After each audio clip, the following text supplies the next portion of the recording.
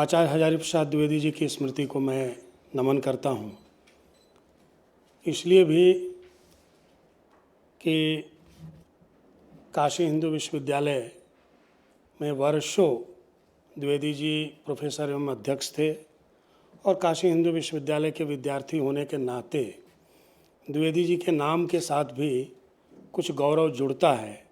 द्विवेदी जी से तो नहीं, लेकिन उनके शिष्यों से प्रत्यक्ष पढ़ने का अपने को अवसर प्राप्त हुआ और उस परंपरा में शोध करने का अवसर भी अपने को प्राप्त हुआ। आचार्य हजारी प्रसाद द्विवेदी ने 30 से अधिक पुस्तकें लिखीं। उन पुस्तकों में इतिहास ग्रंथ हैं, निबंध संग्रह हैं, अनुसंधान और आलोचना है, धर्म एवं संस्कृति संबंधी लेखन है, उपन्यास है और संपादित पुस्तकें हैं। द्विवेदी जी लंबे समय तक चंडीगढ़ में रहे। 1979 ईस्वी में सिख गुरुओं का पुण्य स्मरण पुस्तक प्रकाशित हुई, जिसमें सिख गुरु परंपरा का बिल्कुल श्रद्धापूर्ण एक निवेदन है। महापुरुषों का स्मरण द्विवेदी जी के स्वर्गवास के पश्चात उनके पुत्र मुकुंद द्विवेदी जी ने इसको प्रकाशित करवाया, जिसमें 29 महापुरुषों का जीवंत संस्मरण प्रस्तुत किया गया है। द्विवेदी जी की इतिहास दृष्टि उनके पूर्ववर्ती इतिहासकारों के दृष्टि से बिल्कुल पृथक और अलग थी। द्विवेदी जी ने कई जगह यह स्थापित किया कि साहित्य वस्तुतः मनुष्य का वह उच्छलित आनंद है जो उसके अंतर में हटाए नहीं हट सका था। इस आनंद का आधार द्विवेदी जी के शब्दों में एकत्व की अनुभूति है। इस दृष्टि के निर्माण में मुझे लगता है कि संतों का जीवन दर्शन था, जिसका जीवन भर आलोड़न बिलोड़न आचार्य हजारी प्रसाद द्विवेदी ने किया। द्विवेदी जी शांति निकेतन में थे। रविंद्र का मानववाद तथा उनके स्वयं का जो व्यापक और गहन अध्ययन है वो बार बार उनके लेखन में प्रस्फुटित होता है। द्विवेदी जी ने अपना विशिष्ट इतिहास दर्शन दिया। इन्होंने हिंदी साहित्य के इतिहास को भारतीय चिंतन की अविच्छिन्न परंपरा के साथ जोड़ा। एक महत्वपूर्ण श्रृंखला के रूप में पूरे के पूरे इतिहास दर्शन को स्वीकार किया। द्विवेदी जी ने यह स्थापित किया कि हिंदी साहित्य के इतिहास को समझने के लिए इतिहास, भूगोल, दर्शन, धर्मशास्त्र, विज्ञान, मनोविज्ञान, समाज विज्ञान और शास्त्र और राजनीति विज्ञान का ज्ञान भी आवश्यक है। साहित्य को संपूर्ण भारतीय साहित्य के संदर्भ में देखने का प्रस्ताव भी आचार्य द्विवेदी ने किया। द्विवेदी जी की इतिहास दृष्टि में उनके भीतर क्रियाशील मानवीय ऊर्जा और प्राण धारा को हम विशेष रूप से रेखांकित करना चाहेंगे। मनुष्य की जो अपराजेय जिजीविषा है उसको द्विवेदी जी बार बार स्थापित करते हैं। द्विवेदी जी ने भाषा, साहित्य, धर्म, समाज, संस्कृति, कला, इतिहास, ज्योतिष, प्रकृति, पर्व, त्योहार, वनस्पतियाँ, कुटज और अशोक के फूल उनके निबंध संग्रहों के नाम हैं, उनके संबंध में विस्तार पूर्वक अपने विचार व्यक्त किए। द्विवेदी जी ने भक्ति काल के प्रमुख कवियों कबीर, नानक, सूरदास, नंददास, तुलसीदास, दादू दयाल, सुंदरदास, रज्जब का मूल्यांकन अलग अलग ढंग से किया और आलोचकों का ध्यान जो तब तक हिंदी साहित्य में उपेक्षित थे या कर दिए गए थे उसकी तरफ आकृष्ट किया। द्विवेदी जी की चिंताधारा में सबसे बड़ी बात कि मनुष्य की श्रेष्ठ साधनाएं ही संस्कृति है। संस्कृत की एक नूतन व्याख्या द्विवेदी जी ने अपने ढंग से प्रस्तुत की। भक्ति काल की संपादन कला पर विचार करते समय भी द्विवेदी जी ने एक आधार दिया था। द्विवेदी जी ने कबीर पर चर्चा करते हुए उनके संबोधनों की चर्चा कबीर पुस्तक में की थी कि कबीर के यहाँ जो 40 से अधिक प्रकार के संबोधन प्राप्त होते हैं वे संबोधन साभिप्राय हैं। अनायास किसी को साधो, संतो, पाणे, पंडिया, पंडित कबीर नहीं कहते। संबोधनों के साथ जो कथ्य हैं वे द्विवेदी जी उसकी मंशा पर विचार करने का आग्रह करते हैं। प्रत्येक ग्रंथ की कोई ना कोई ग्रंथन कला होती है। ग्रंथ लगाना है, केवल कुछ पृष्ठों के ढेर को हम ग्रंथ नहीं कह सकते। उसकी एक कला है और हजारों वर्षों की भारतीय परंपरा ने ग्रंथों की ग्रंथन की या संपादन की एक कला विकसित की। यानी ग्रंथ ग्रंथित होता है और उस कुछ नियमों और सिद्धांतों के तहत ग्रंथों का ग्रंथन किया जाता है। थोड़ी सी हम पृष्ठभूमि में जाएंगे, इसलिए कि भक्ति काल की जो ग्रंथन कला है वो कैसे संस्कृत साहित्य के ग्रंथन कला से पृथक होती है। यदि ग्रंथ को केवल विचारों का एकत्रीकरण और कुछ पृष्ठों में लिखना होता तो ये अंतर अपने को दिखलाई नहीं पड़ता। प्रत्येक ग्रंथ की अपनी एक संपादन पद्धति है। विषय की विभिन्नता, सामाजिक धार्मिक दबाव, परंपरा का निर्वाह और कुछ नया कर दिखाने का लेखक का जो उत्साह है वो संपादन को महत्वपूर्ण बनाता है। संस्कृत साहित्य में आदि कवि वाल्मीकि ने रामायण को सर्गबद्ध किया। 7 कांड है, उसके भीतर प्रत्येक कांड के भीतर सर्ग हैं। छोटे छोटे समास विहीन पदों के माध्यम से वाल्मीकि ने अपनी राम कथा को पूरा किया था। वास्तुकला, चित्रकला तथा संस्कृत कला के दृश्य से रामायण एक महत्वपूर्ण ग्रंथ है। संस्कृत के आचार्यों के यहाँ ग्रंथों के संपादन की कई पद्धतियाँ मिलती हैं। इनके यहाँ अध्याय, परिच्छेद, उद्योत, विमर्श आदि नाम मिलते हैं। भरत मुनि के नाट्यशास्त्र को अध्यायों में निबद्ध किया गया। नाट्यशास्त्र को में 36 अध्याय और 5000 श्लोक हैं, इसकी चर्चा मिलती है। और भामह ने जब काव्यालंकार लिखा तो उसमें परिच्छेद लिखा। न उच्छ्वास है, न उल्लास है, न सर्ग है।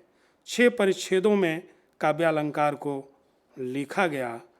आनंदवर्धन की कृति का आधार ध्वन्यालोक है और ध्वन्यालोक में शीर्षक के रूप में उद्योत शब्द मिलता है। ध्वन्यालोक में 4 उद्योत हैं।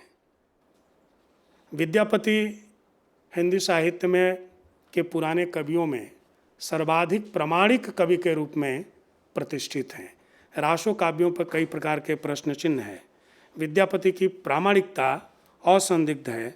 विद्यापति की पदावली और कीर्तिलता स्थापित ग्रंथ है। अवहट्ठ भाषा में विद्यापति की 2 पुस्तकें हैं, कीर्तिलता और कीर्तिपताका। पदावली की भाषा मैथिली है। कीर्तिलता के निबंधन में विद्यापति ने मंगलाचरण लिखा और मंगलाचरण में सज्जनों की प्रशंसा और दुर्जनों की निंदा की। और यह जो परंपरा है अवहट्ठ में लिखते हुए भी, हालांकि विद्यापति ने बहुत ही प्रतिज्ञा के साथ अवहट्ठ भाषा में कीर्तिलता को लिखा। रासो शुक शुकी संवाद में लिखा गया। ये भारतीय परंपरा है, श्रोता और वक्ता की परंपरा। ये ग्रंथ को संपादित करने की कला है कि ग्रंथ को कैसे आगे बढ़ाया जाए और उसके लिए शुक शुकी का अवतरण किया जाता है। और इसको लिखते समय बिल्कुल अलग समयों में चंद्रवरदाई ने आबद्ध किया पृथ्वीराज रासो को। विद्यापति ने पल्लव में लिखा। विद्यापति सर्ग, उच्छ्वास, उल्लास अध्याय की परंपरा से निश्चित रूप से परिचित थे, लेकिन कीर्तिलता में उन्होंने पल्लव शब्द का प्रयोग किया।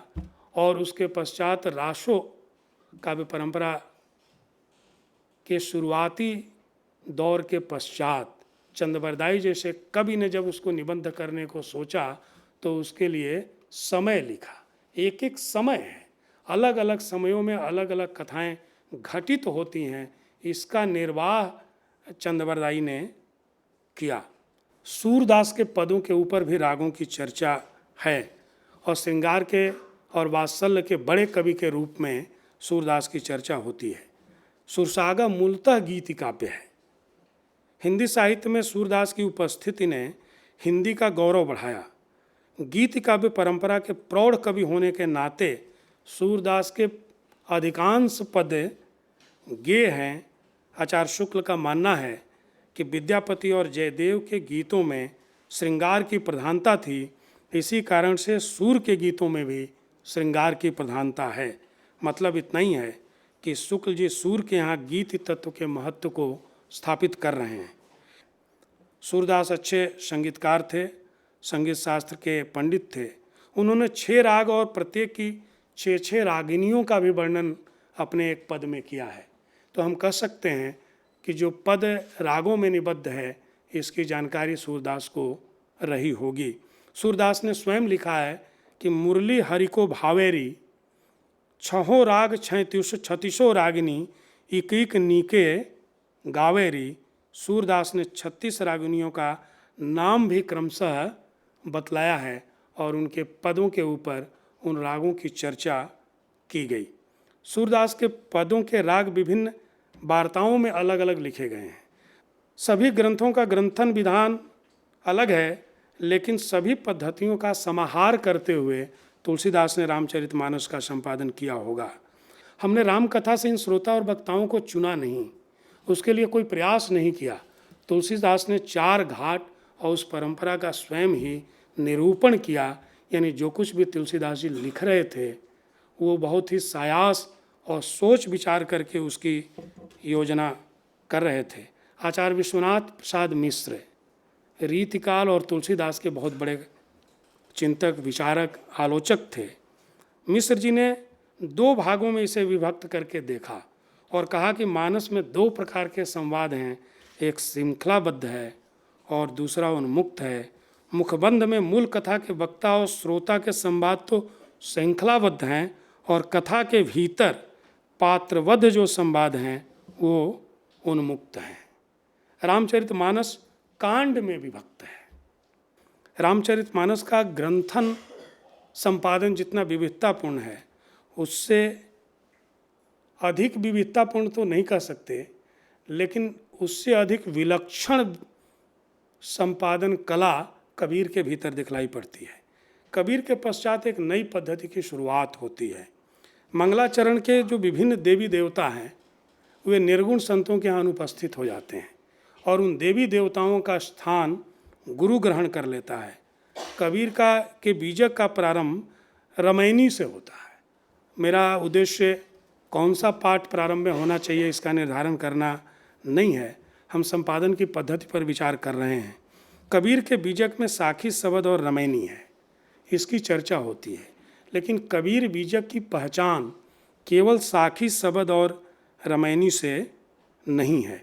कबीर बीजक के भीतर और भी बहुत कुछ है जिसके साथ रमैनी बनती हैं। लेकिन पाठों के हेर फेर के साथ ये जो शीर्षक हैं उन शीर्षकों को स्वीकार्यता प्राप्त हुई।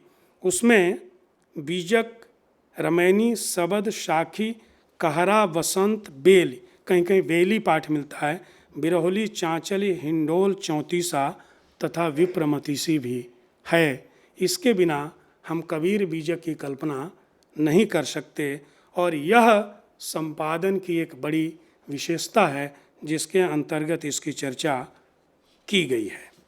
साखी मध्यकाल में बहुत स्थापित एक काव्य पद्धति के रूप में स्थापित हो गई थी और साखी कहने वाले प्राय निर्गुण कवि थे। सगुण कवि साखी के स्थान पर दोहा शब्द का प्रयोग करते थे। दोहा और साखी एक नहीं है। शब्द को हम पद की तरह पढ़ते हैं, पदों को ही बाणी या बानी भी कहते हैं। बौद्ध सिद्धों के यहाँ चर्या गीत को चर्या पद भी कहा गया है। शब्द और पद वस्तुतः एक नहीं है। शब्द और पद मिलते जुलते हैं, लेकिन तमाम लोगों ने शब्द पद एक रूप में प्रयुक्त किए।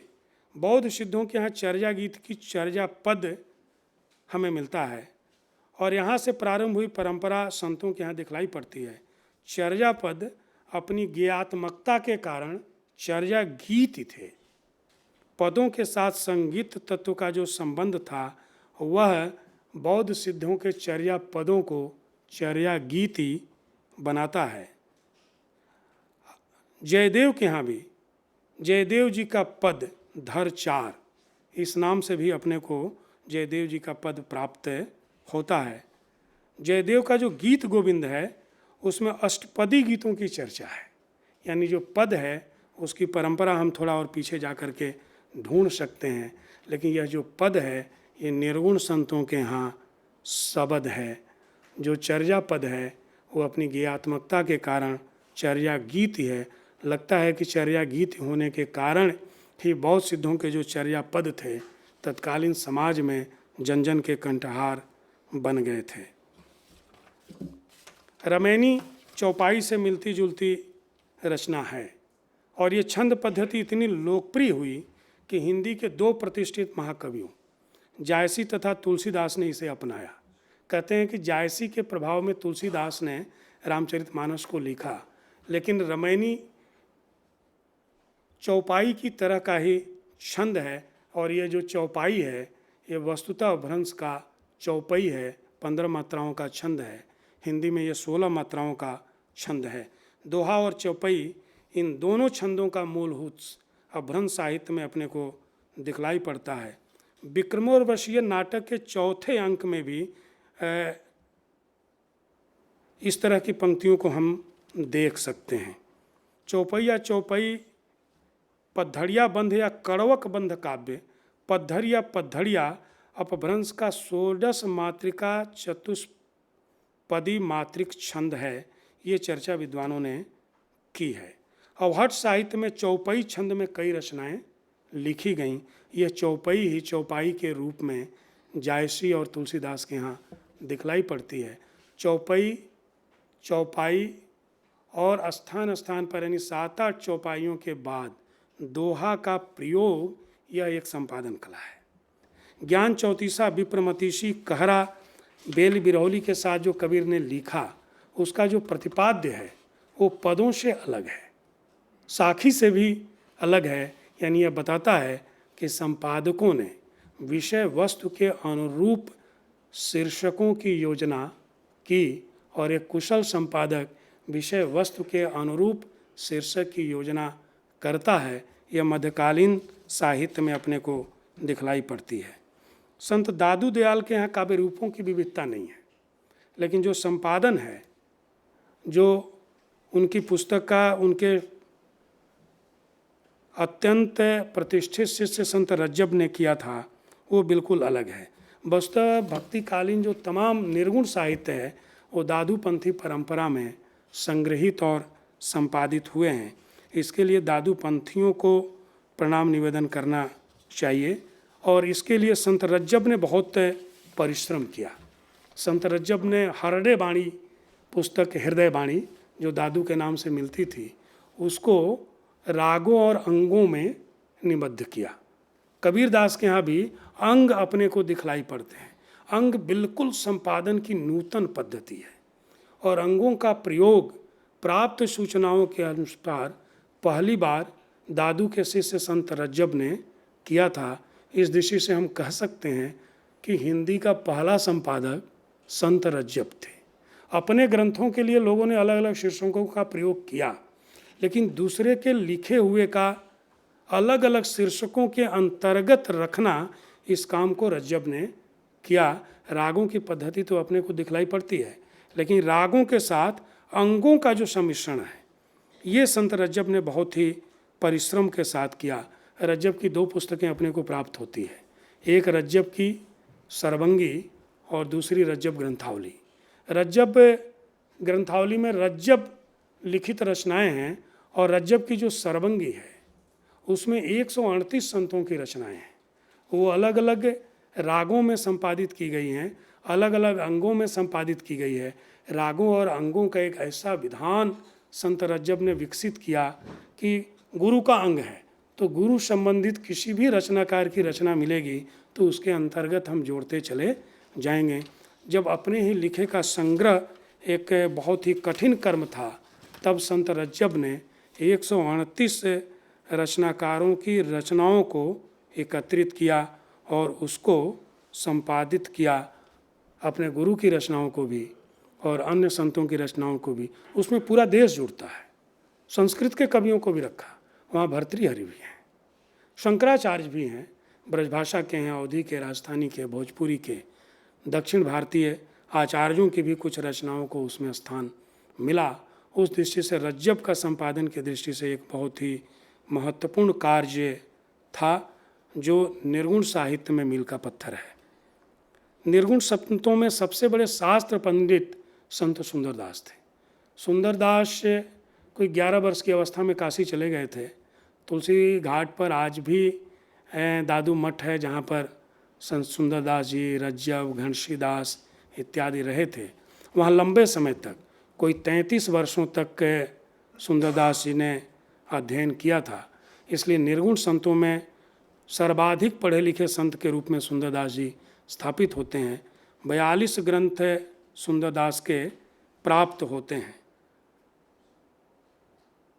रमेश चंद्र मिश्र दिल्ली के ही थे, उन्होंने 48 ग्रंथों को एकीकृत किया और सुंदरदास के प्रत्येक ग्रंथ का जो संपादन का विधान है वो अपने पूर्ववर्ती निर्गुण कवियों से भी अलग है।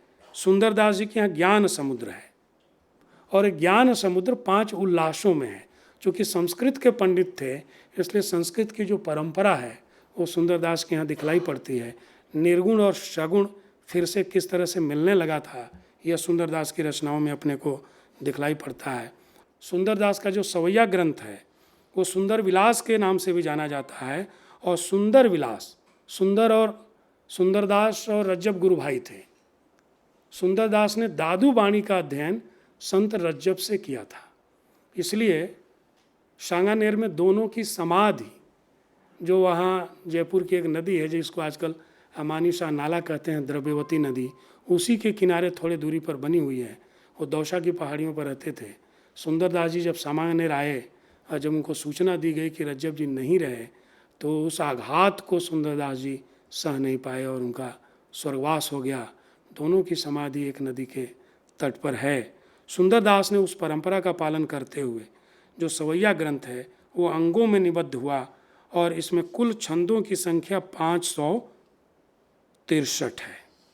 सुंदरदास का एक ग्रंथ है चित्र काव्य। सुंदरदास के चित्र काव्य संबंधी ग्रंथों में चित्र भी दिए गए हैं। ये ग्रंथ हैं छत्रबंध, छत्र बना हुआ है और पूरा का पूरा पद उसके भीतर आता है। कमलबंध, चौकी बंध, गोमूत्रिका बंध, चौपड़ बंध, जिनोपास बंध, वृक्ष बंध, नाग बंध, हार बंध, कंकड़ बंध तथा निगड़ बंध। उनके चित्र हैं, उनके भीतर जो है पद लिखे हुए हैं। विद्वान उसको जोड़कर पर अर्थ निकालते हैं, अर्थ निष्पत्ति करते हैं। यानी एक इस प्रकार का एक अलग प्रकार का जो संपादन कला है वो सुंदरदास की रचनाओं में हमको दिखलाई पड़ता है। और इस कला की भारी विशेषज्ञता सुंदरदास के पास थी, जो बाद के कवियों में बिल्कुल दिखलाई नहीं पड़ती है। पलटू साहब के ऊपर कबीर की भारी छाप थी। पलटू साहब ने जो लिखा उसके जो शीर्षक हैं उसमें बहुत सारे शीर्षक अलग हैं। जैसे पलटू की जो बानियाँ है उसमें रिक्ता है, रिक्ता आया, झूलना है, अरिल है, कवित्त है और सवैया तो है ही। इसके अलावा जो अभ्रंश के बहुत सारे जो छंद थे जो बाद में निर्गुण संतों के यहाँ दिखलाई पड़ते हैं, उसमें से कई प्रकार की जो पद्धति है उसके अंतर्गत पलटू ने लिखा। सोहर, बसंत, हिंडोला, बारहमासा, साखी सबद तो है ही। और गुरु वंदना के साथ पलटू साहब ने भी अपने रचना को प्रारंभ किया। पलटू साहब निर्गुण साहित्य और संत परंपरा के अंतिम कड़ी के कवियों के रूप में हमारे सामने उपस्थित होते हैं। होली परक रचनाएं हैं और होली परक रचनाओं में कई तरह की बातें कही गई हैं। इन रचनाओं में बसंत की मस्ती है, भैरव राग में जागरण है, भैरवी प्रभात का राग है, विहाग शयन का राग है। इनसे संत अच्छी तरह से परिचित थे, इसीलिए अपनी समस्त रचनाओं को संविद्ध संगीतबद्ध करके इन रचनाकारों ने इसे संप्रेषणीय बनाया। परंपरागत शास्त्रीय वाद्य यंत्रों का सहारा छोड़कर सधुक्कड़ी और ग्रामीण वाद्य यंत्रों को अपनाया। जब उन्हें लगता है कि परंपरागत मानस में पली बधी जनता पुराण कथाओं और गुह्य ज्ञान को सुनकर चौंकना और उनमें रमना पसंद करेगी, तो ऐसी रचनाओं के ऊपर उलटबांशियाँ लिखी और उलटबांशियों के माध्यम से जनता के ध्यान को आकर्षित किया और फिर जो कहना था उसे कहा। संतों ने एक विराट आंदोलन मध्यकाल में चलाया, उसका पूरे हिंदी साहित्य में कोई शानी नहीं है। धीरे धीरे राजाओं की पकड़ कवियों पर बढ़ती गई। सत्ताभोगी कवि दरबारों में पहुँचे। राग चौटकों के भीतर बंधता चला गया। राजा रानी और चंद दरबारियों के वाहवाही में ये सारे राग खोते चले गए। इसका परिणाम ग्रंथों की संपादन कला पर भी हुआ। फिर भरतवाक्य गूंजा। राजा केंद्रित शुभकामनाएं कवियों के मुंह से ऋतकालीन कवियों के यहाँ फूटने लगी। राजा रानी को पद समर्पित होने लगे। अद्वैत की पूरी ये यात्रा द्वैत की ओर चली। विराट से एक लघु की यात्रा प्रारंभ हुई। गुरु का निर्गुण ब्रह्म का स्थान कोई राजा प्राप्त करने लगा। संतों ने विष्णु की पहचान जन जन के भीतर की थी, राजा रानी की सत्ता में नहीं। इसलिए संतों के संपादन कला में राजा रानी अनुपस्थित हैं।